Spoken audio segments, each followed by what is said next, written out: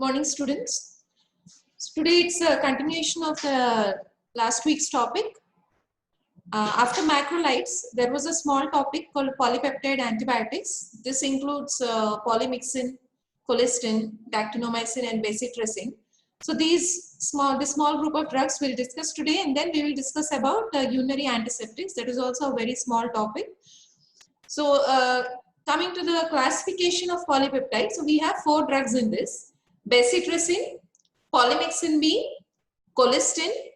It's also called as polymyxin E, and dactinomycin, or it is also called as actinomycin D. The first drug, so this bacitracin, it is obtained from Bacillus subtilis. Then this acts mainly on gram-positive organisms and also on Neisseria and Haemophilus influenza.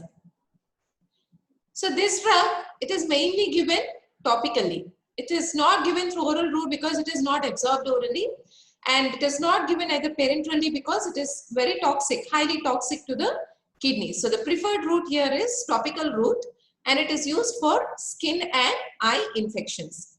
Generally, this is given in combination with polymyxin and neomycin.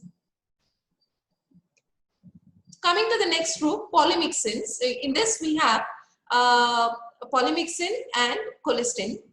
So polymyxins, these are cationic polypeptides. So basically they bind to the bacterial cell membrane. Mainly they act on gram-negative bacteria.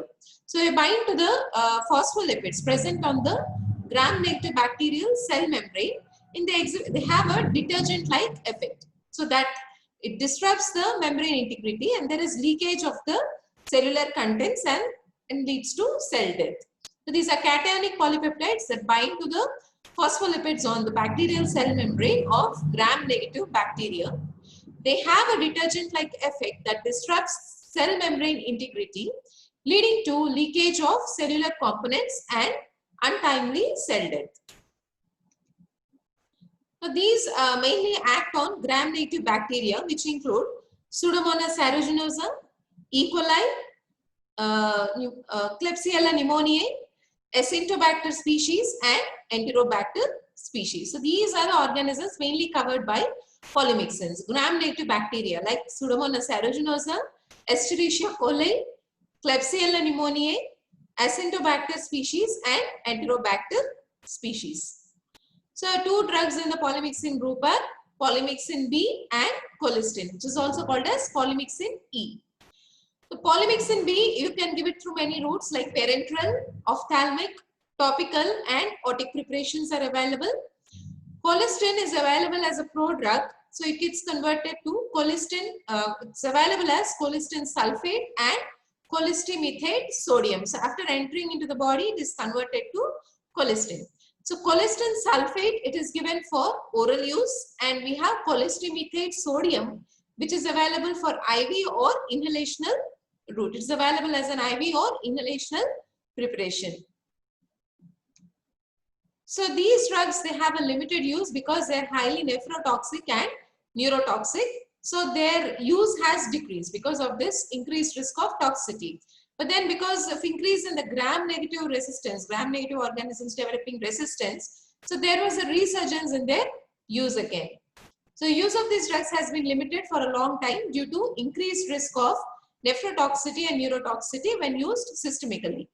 However, with the increase in the gram-negative resistance, there have seen a resurgence in use and are now commonly used as salvage therapy for patients with multi-drug resistant infections. The therapeutic uses are polymyxin B, it is given for skin, eye and ear infections and for oropharyngeal decontamination, especially when there is a risk of endogenous infections in that particular individual. So polymyxin B is used topically in combination with other drugs in the treatment of skin, ear and eye infections. Then it can be given orally for oropharyngeal decontamination or the suppression of intestinal flora in patients with high risk of endogenous infections. Then colistin sulfate can be given orally for treating GIT infections. See, colistin sulfate can be given orally and colistimethate sodium can be given through IV route. So colistin sulfate can be given orally for treating GIT infections. Then cholestyramine sodium, because see this can be given through inhalational route. So it is used in the management of respiratory infections, especially cystic fibrosis. Then cholestyramine sodium, it is also given as subconjunctival injection for eye infection and for bladder irrigation. Okay. See, once again, polymyxin B, it is given topically along with other drugs for skin, ear and eye infections. Then this can also be given orally for oropharyngeal decontamination in individuals with high risk of endogenous infections. Colistin sulfate can be given orally for treating GIT infection. Then cholestyramine sodium, it is given inhalationally for management of respiratory infections, especially cystic fibrosis. Then it is also used as subconjunctival injection for eye infection and for bladder irrigation. Then adverse effects are, see, they are neurotoxic, nephrotoxic. This flushing and bronchoconstriction is mainly because of histamine release. And then they also exhibit neuromuscular blocking properties like aminoglycosides. Okay? Neurotoxic, nephrotoxic, flushing and bronchoconstriction and neuromuscular blocking properties. Then the last drug in this group is dactinomycin or actinomycin D. See, this actinomycin D is also called as anti-cancer antibiotic. So this has antibacterial activity as well as anti-cancer activity. So actinomycin D is a well-known antibiotic of the actinomycin group that exhibits high antibacterial and anti-tumor activity. So this actinomycin is extracted from Streptomyces. So how does it act? It binds to the double-stranded DNA by intercalation between the guanine and cytosine base pairs. So it forms a intercalation between these two base pairs, and also it inhibits the formation of DNA-dependent RNA synthesis. Clinical uses are actinomycin D. It is commonly used to treat a variety of cancers like gestational trophoblastic neoplasia, Wilms tumor, rhabdomyosarcoma and Ewing sarcoma. It is administered intravenously. Commonly used for gestational trophoblastic neoplasia, Wilms tumor, rhabdomyosarcoma and Ewing sarcoma. See, mainly for when you give it for rhabdomyosarcoma and Ewing sarcoma, you give it in combination with vincristine and the cyclophosphamide. It is also called as the VAC regimen, VAC regimen, where it is given in combination with vincristine and cyclophosphamide. So mainly for treating rhabdomyosarcoma and Ewing sarcoma. Then adverse effects of this are bone marrow suppression, then fatigue, hair loss, mouth ulcers, loss of appetite and diarrhea. Dose is 15 microgram per kg IV daily for 5 days. So this is about the polypeptide antibiotics. So we have polymyxin B, colistin, bezitracin and dactinomycin. So these are polypeptides. With this we will be completing macrolides chapter. Then coming to urinary antiseptics, so this is a very small topic. Only see, urinary antiseptics, there are drugs like fluoroquinolones. Then we have nitrofurantoin, nalidixic acid, and there are some other drugs. And then there is phenoxypyridine. So these are all urinary antiseptics. So already fluoroquinolones has been discussed. So fluoroquinolones I will not discuss today. So we will just discuss about nalidixic acid, nitrofurantoin. Then there are some other antimicrobials and then phenoxypyridine, which is an urinary analgesic, and it is not an antibiotic. It is an urinary analgesic given mainly for pain relief. Okay. So urinary antiseptics are those antimicrobial agents which are concentrated primarily in the renal pelvis and the bladder. So because they get concentrated primarily in the renal pelvis and the bladder, they are mainly used to treat UTI. Okay. They cannot be used to treat systemic infections because at that particular, systemic infections, because in the blood, the plasma is, pH is alkaline. So in that pH, sufficient plasma concentration is not attained. So that is the reason, because they act mainly in acidic media also. So that is the reason that limits their use in systemic infections. Sufficient plasma concentrations are not attained in their therapeutic doses. So their usefulness is limited to cure chronic lower UTIs. So drugs for UTI are, see, in this group you can also include fluoroquinolones. So when you read the fluoroquinolone chapter, so read the use for UTI there. Then we have nalidixic acid, nitrofurantoin, phenazopyridine. This is a urinary analgesic, remember.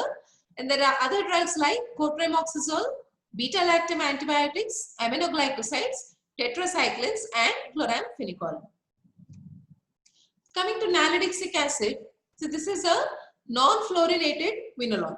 So this is not suitable for systemic infections because of two reasons. It is rapidly excreted in the urine and it is highly plasma protein bound, about 98%. So it is limited for systemic use. It is mainly used for UTIs, but rarely used nowadays because better drugs like fluoroquinolones are available, which are more potent and have less adverse effects. Okay, it is active against gram-negative coliform bacteria, but resistance develops soon. Coming to nitrofurantoin. Nitrofurantoin, it is a nitrofuran derivative. So it is primarily it is bacteriostatic, but it is cidal at high concentration and in acidic urine. So it has a bactericidal activity at high concentration and in acidic urine. It is not used to treat systemic infections, again because it is active in acidic media. So because the pH will be 8 in the blood, so it is not used to treat systemic infections. Then mechanism of action is mainly by two mechanisms. So one is it inhibits the bacterial carbohydrate metabolism, and then it damages the bacterial DNA. How does it inhibit the bacterial carbohydrate metabolism? By inhibiting its acetyl-CoA synthesis. So by this, it blocks the bacterial carbohydrate metabolism. And then next one is, so the bacteria, they enzymatically convert nitrofurantoin to generate nitroanion superoxide and some other toxic reactive intermediates. So these damage the bacterial DNA. So one is bacterial, they inhibit bacterial carbohydrate metabolism, and the other one is they damage the bacterial DNA. So it is active mainly against gram-negative bacteria and to some extent against gram-positive organisms.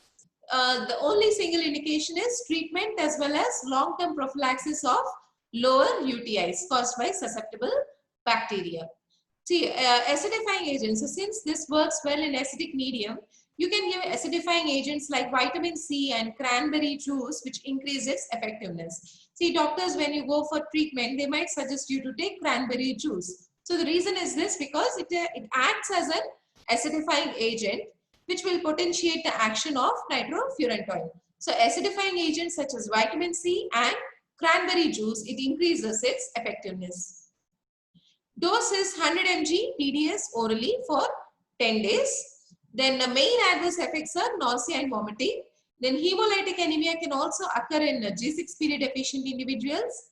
And then on long-term use, the side effects are peripheral neuritis, intrahepatic cholestasis and hepatitis, and pulmonary reaction with fibrosis. So these are complications on long-term use: peripheral neuritis, intrahepatic cholestasis and hepatitis, and pulmonary reaction with fibrosis. So dose is 100 mg TDS orally for 10 days. And again, urine becomes dark brown. So this is one more adverse effect where patients who are taking nitrofurantoin, their urine becomes dark brown due to its metabolites. Drug interactions are, it antagonizes the action of nalidixic acid, and probenecid, which is used for gout, it inhibits its tubular secretion and increases the plasma levels of nitrofurantoin.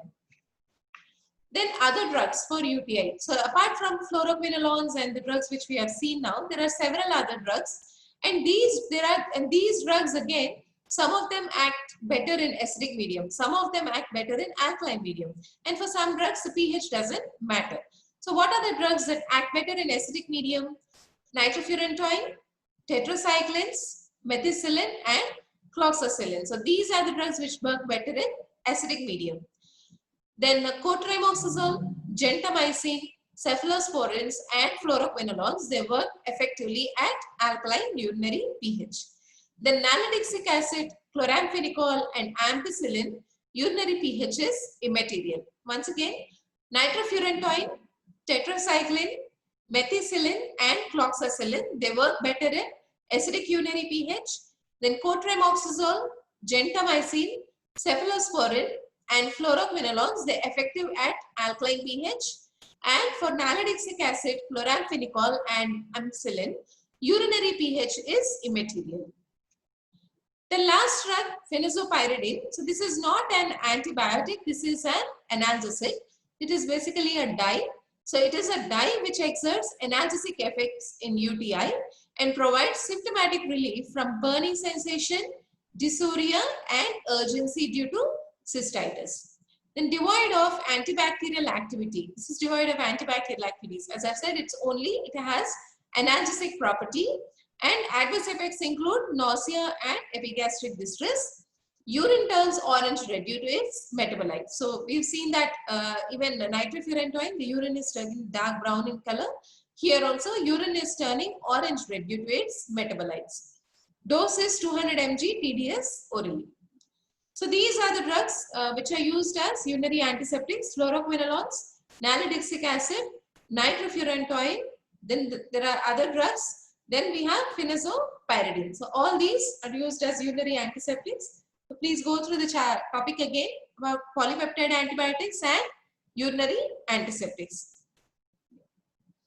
Thank you.